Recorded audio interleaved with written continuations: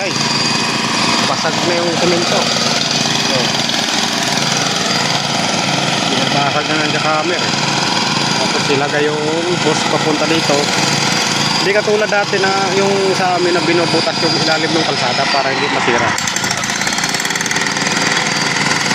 Pero dito sa subdivision ng Tayabas, ito ang kalabasan. Ginayat yung kalsada. Tapos basagin para makaludaan yung kulay asul na yun. Makikita nyo yung asul na yun. Yun ang itadaan namin dyan para diretso dito sa kabila.